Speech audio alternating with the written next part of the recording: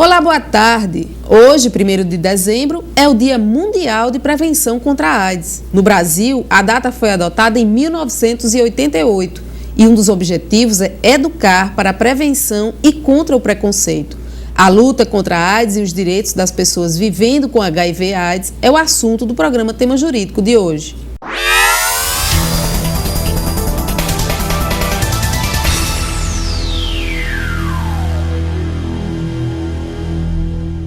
Solidariedade foi a palavra de ordem quando foi criado o Dia Mundial de Luta contra a AIDS. De lá para cá, as pessoas vivendo com HIV/AIDS conquistaram direitos, mas continuam precisando enfrentar preconceitos e muitas vezes brigar na justiça contra a discriminação. Para falar sobre esse assunto, convidamos a assistente social, militante dos direitos humanos em HIV/AIDS e diretora do setor de serviço social do GAV, Suzana Tavares de Oliveira, e a médica, infectologista e professora da FACIS-FCM, Maria das Neves. Boa tarde, professora. Boa tarde, Suzana. Sejam bem-vindas ao programa Tema Jurídico, que hoje, nesse dia que comemora, o Dia de Luta contra a AIDS, está discutindo o tema.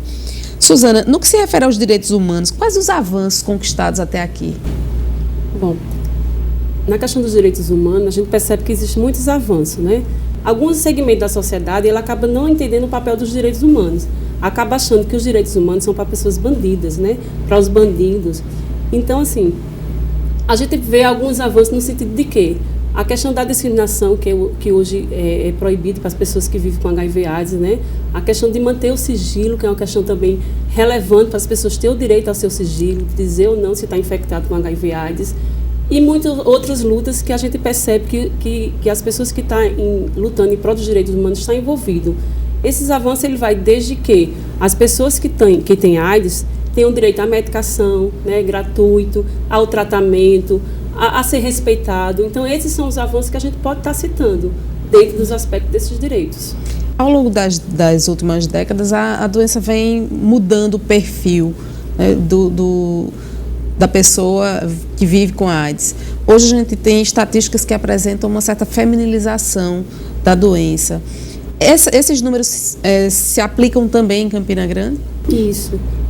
Essa questão da AIDS está justamente dentro do público das mulheres, se dá a questão cultural, a questão de que uma pessoa que há muito, na década de 80, quando surgiu a questão da AIDS, surgiu muito pela questão dos homossexuais, era esse público que estava sendo infectado.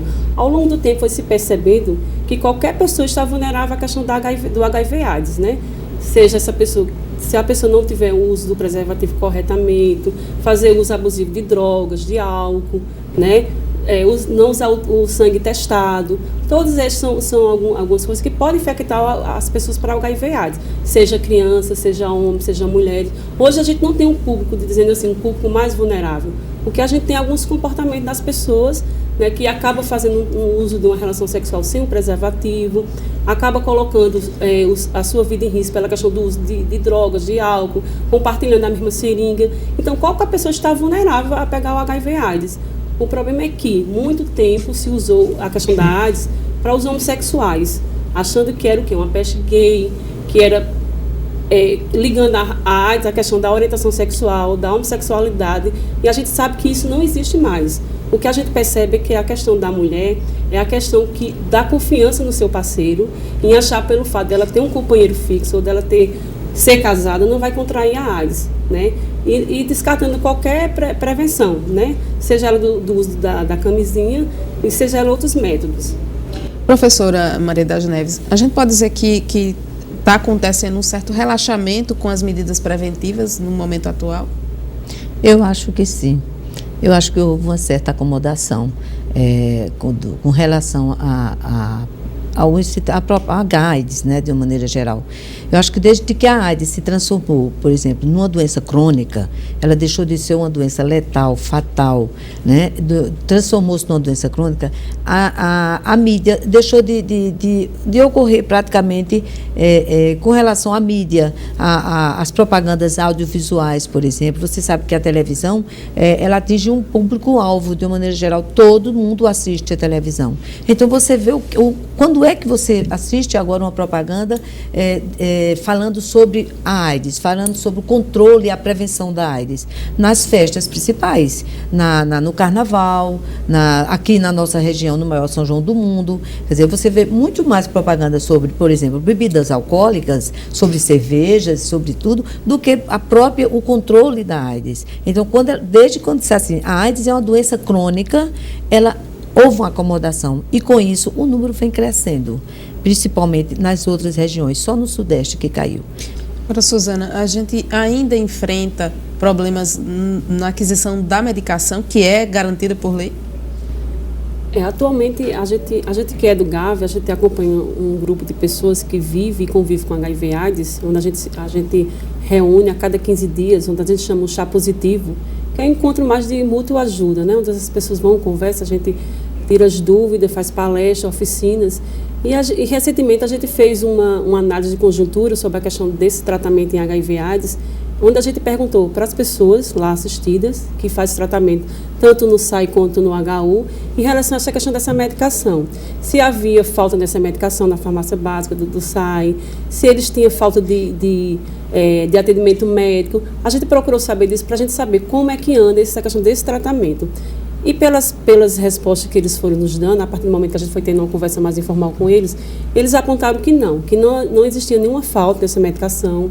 Sempre tem falta na questão da medicação para as doenças oportunistas, né? Porque a questão da medicação é gratuita para o tratamento, mas algumas questões assim, que eles apontaram na medicação básica. Mas para as medicações de tratamento para o antirretroviral, não. A gente vai fazer um intervalo e no próximo bloco você confere uma reportagem sobre os desafios das pessoas que convivem com a AIDS, lutando pelos direitos e contra a discriminação. A gente volta já já.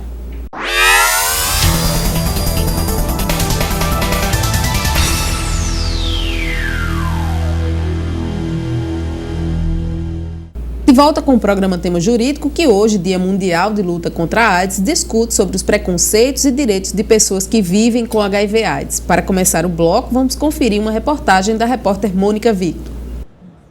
A luta de quem está vivendo com HIV/AIDS é contínua.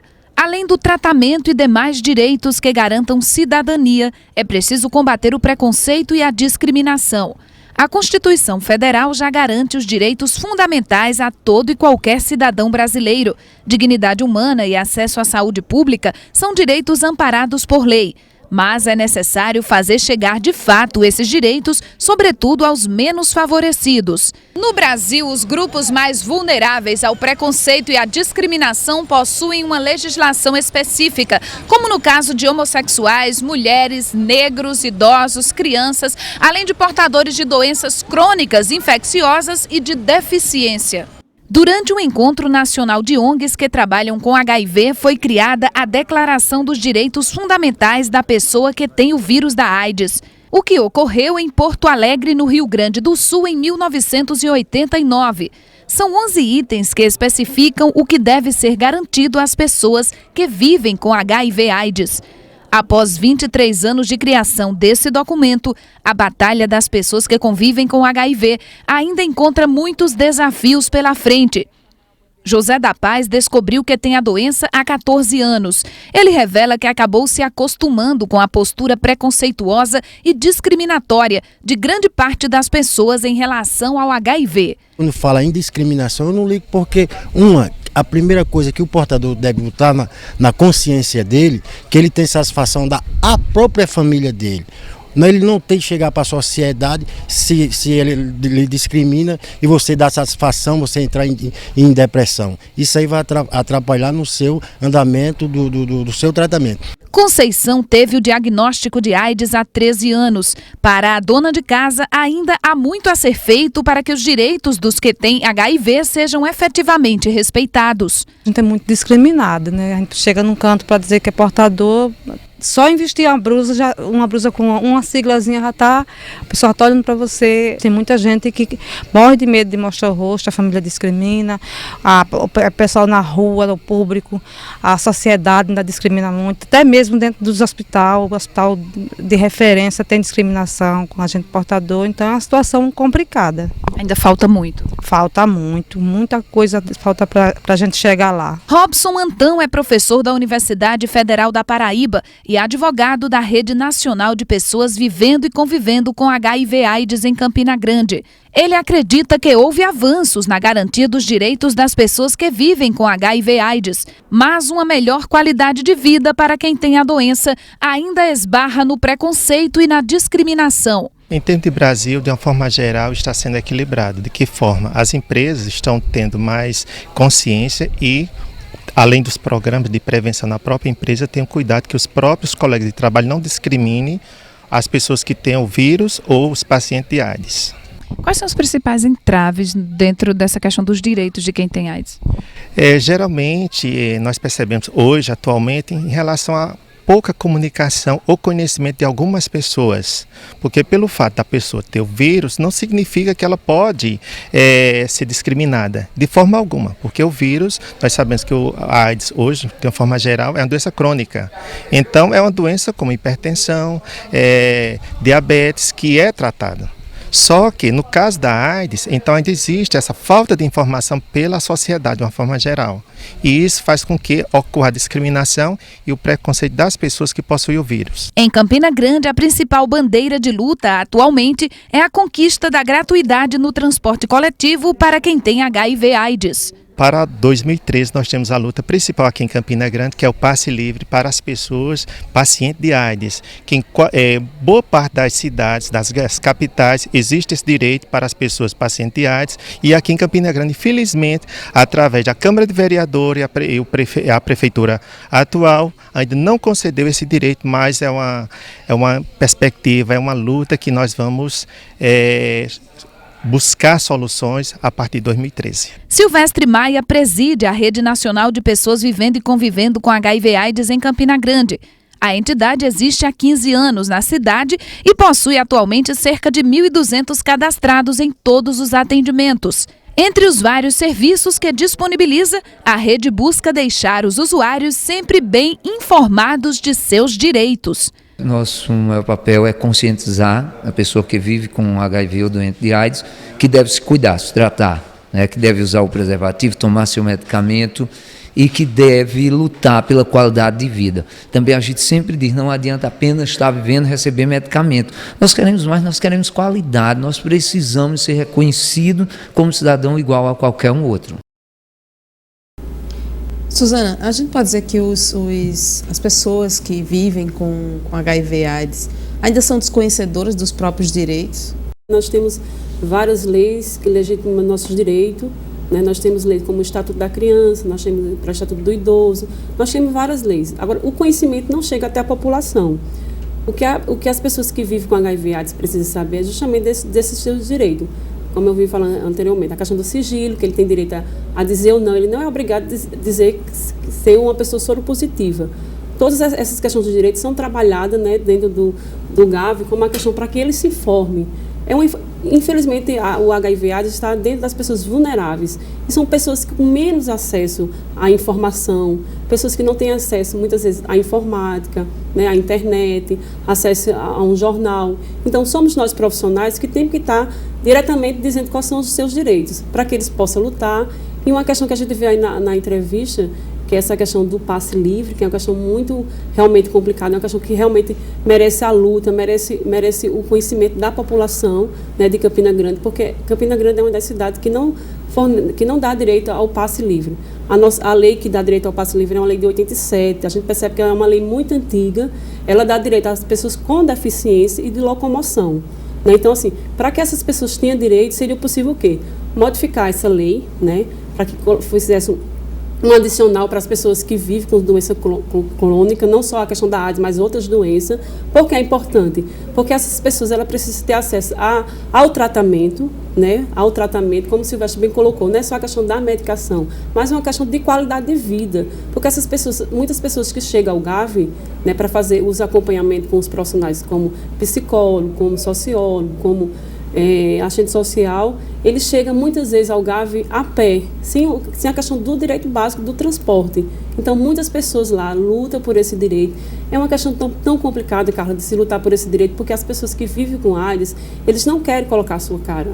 Eles têm a questão de temer pelo preconceito. Você percebe pela reportagem, né? São poucas pessoas que se declaram ser soro positivo.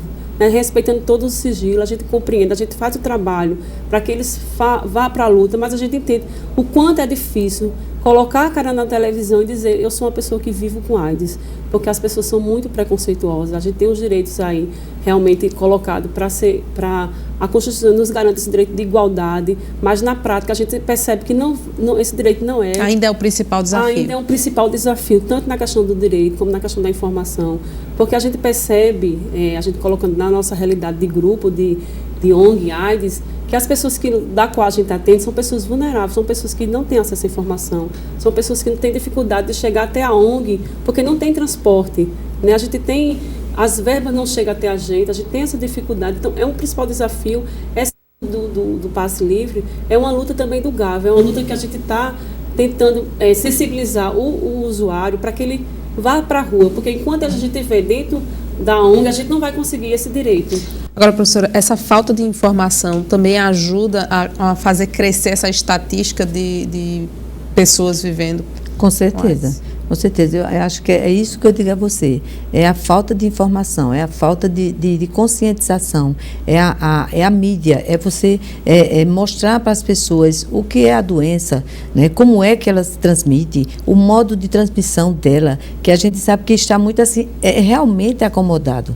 As pessoas, cada dia, Carla, você não imagina que a AIDS é uma doença que desde 1998 ela está estável, ela está ainda em crescimento. Todos os dias a gente recebe pessoas com soro positiva, sabendo o resultado. Todos os dias nós notificamos pacientes que são positivos. Então, eu acho que é essa falta de informação, né, esse esclarecimento que está fazendo com que não haja assim um controle maior da doença. Né? A gente vai fazer mais um intervalo e, na volta, a gente conclui o programa conversando sobre vacina contra a AIDS.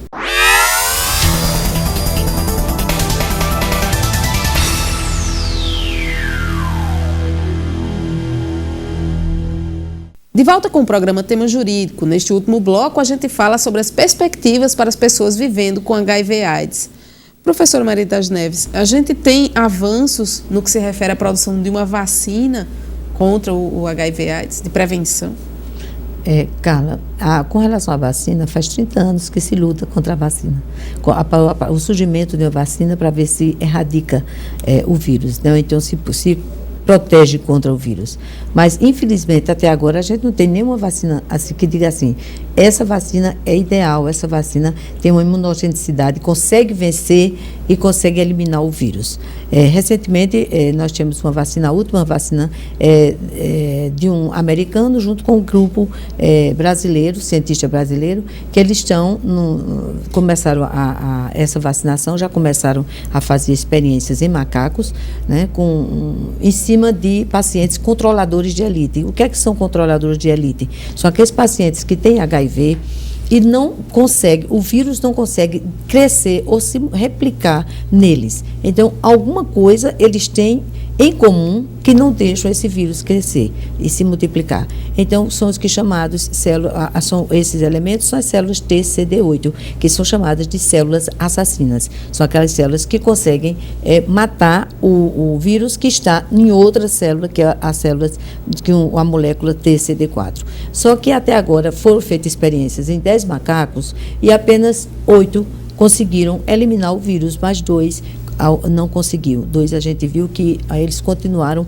replicando e isso foi associado com a vacina contra a febre amarela. Então, infelizmente, até o momento, com relação à vacinação, a vacina, nada concreto nós temos. Suzana, Na experiência que vocês têm no GAV, que tipo de direito é o direito mais violado das pessoas vivendo com AIDS? O que a gente percebe, Carla, quando a gente conversa com os nossos usuários, são a questão da discriminação. São as pessoas que ainda acreditam que o simples fato de uma pessoa estar com AIDS, de tocar essa pessoa, de conversar, de sentar, compartilhar as mesmas coisas, pode se contrair AIDS. Então, muitos casos trazidos por eles são a questão dessa violação, né, dessa questão do sigilo, né, são violação de profissionais, até mesmo da saúde, né, que sai apontando que aquela pessoa é infectada pelo vírus do HIV/AIDS. São pessoas que estão muito profissionais despreparados para esse atendimento, né, para lidar com essa questão da AIDS. Atualmente, a questão da AIDS, ou ela é tratada no SAI, né, ou no HU, ou nas ONGs.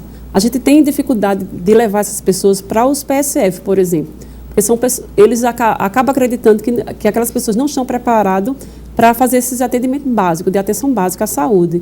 A questão de requerer os benefícios, que são os benefícios do BPC, que são os que mais cabem. Por quê? Porque muitos do nosso público, eles não contribuem para o INSS. São pessoas vulneráveis e acabam indo para onde? Para o benefício de prestação continuada, que é um benefício dado pelo governo, pela LOAS, né?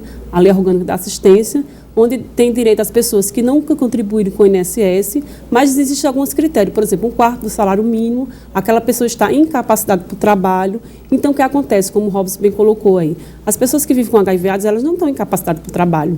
Então, acaba dizendo o quê? Que eles acabam não sendo beneficiados pelo BPC e acabam indo para a justiça para que essas pessoas sejam beneficiadas. Essa é uma grande dificuldade também que a gente tem para requerer esses benefícios.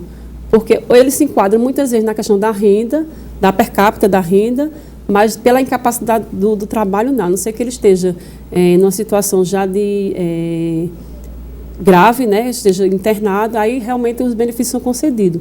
Mas a gente percebe que, porque o benefício vai ser concedido apenas quando eles estiverem internados, em situação já bem precária, né? Então, eles acabam vivendo o quê? De ajuda. Muitos não são usuários do Bolsa Família, porque muitos já têm filhos grandes, ou muitos já são acima de 40 anos. Então, a gente percebe que muitos vivem na situação de vulnerabilidade social extrema. E a gente lamenta por isso, porque esse é o nosso público, essa é a nossa realidade em Campina Grande. Pessoas que vivem com AIDS estão em situação de vulnerabilidade social extrema. Professora Maria das Neves, que avaliação a senhora faz das políticas públicas de saúde em relação à AIDS?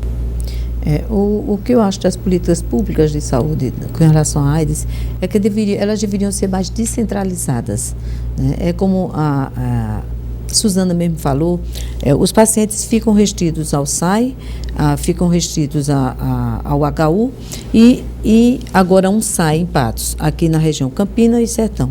Então, eles ficam com muita dificuldade de locomoção, por exemplo, se de uma maneira geral, outros profissionais de saúde, a não ser nós infectologistas, reconhecesse a doença, soubesse lidar com a doença, eu acho que seria muito mais fácil, o diagnóstico seria mais rápido, você pensaria mais em HIV e o paciente seria muito mais beneficiado dado o diagnóstico precoce.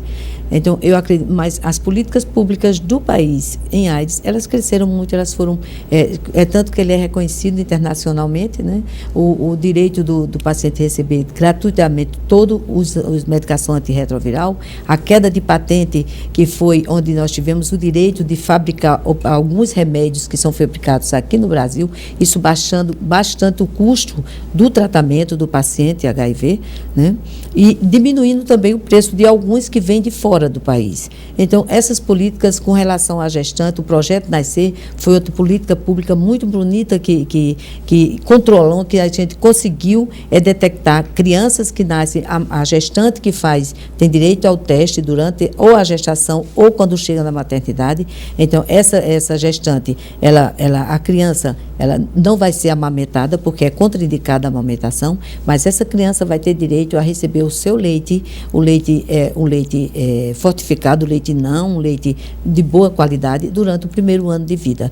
E bem como também a sífilis. Então, eu acho que a AIDS as políticas públicas da AIDS abriu o caminho também para outras políticas de outras DST e também hepatites virais. Eu acho que veio abrir um horizonte para reconhecer o que deveria ser feito por outras DSTs também do Brasil. A gente chegou ao final do programa, né, e agradece a presença da senhora, a presença de Suzana aqui conosco e abre o espaço para as considerações finais. Professora. Eu quero só agradecer a presença, agradecer o seu convite de estar aqui com vocês. É uma pena ser tão curto, o que a gente tem tanto para falar sobre HIV, sobre os nossos pacientes que realmente sofrem, como Suzana mesmo disse, da discriminação. Nossas crianças, que eu lido com crianças e adolescentes HIV, elas já sofrem discriminação, nossas adolescentes, né, que já são mães. Né? Eu já sou considerada avó da AIDS, porque eu já tenho adolescentes que já têm 2 filhos, né? Então foi um prazer grande e é sempre bom contar assim aqui quando precisar de mim, que esclarecimento sobre a doença, eu estarei aqui. Muito obrigada. O que a gente tem que mostrar para a sociedade que a AIDS ela está aí para ser enfrentada e não para ser as pessoas se agregadas em algum canto por achar que aquela doença ainda está... A AIDS está muito ligada à questão da orientação sexual, né? Da questão da discriminação. Todas as pessoas que são infectadas pelo HIV/AIDS, as pessoas olham logo com um olhar de discriminação. E a gente lamenta porque são pessoas que merecem nossa atenção, merecem nosso carinho, merecem a atenção do poder público em especial, né? Das políticas públicas para a AIDS, né? Dos benefícios que muitas vezes são negados. Então, o que a gente diz à população? Que venham conosco, que entrem nessa luta, né? Não só no dia 1º, mas em todos os dias, porque todos os dias eles estão precisando desse nosso apoio. Né? Nós, como grupo de apoio à vida, realmente, nós estamos lá para apoiar essa vida. Porque a AIDS, ela como a professora colocou, ela avançou muitas coisas, mas a gente percebe que novos casos estão chegando, casos que não foi diagnosticado ainda, mas muitas pessoas com HIV/AIDS que não estão recebendo um tratamento adequado, apesar de todo esse tratamento estar sendo ofertado pelo município, mas pessoas que precisam de uma orientação, pessoas que precisam de uma palavra amiga mesmo. Né? Tratamento, adesão à medicação é importante, mas direitos humanos também é fundamental para essas pessoas. Obrigada, Suzana. E obrigada a você também pela audiência aqui na TV Itararé e nosso canal no YouTube. Bom final de semana e até sábado que vem com mais um tema jurídico da Facisa.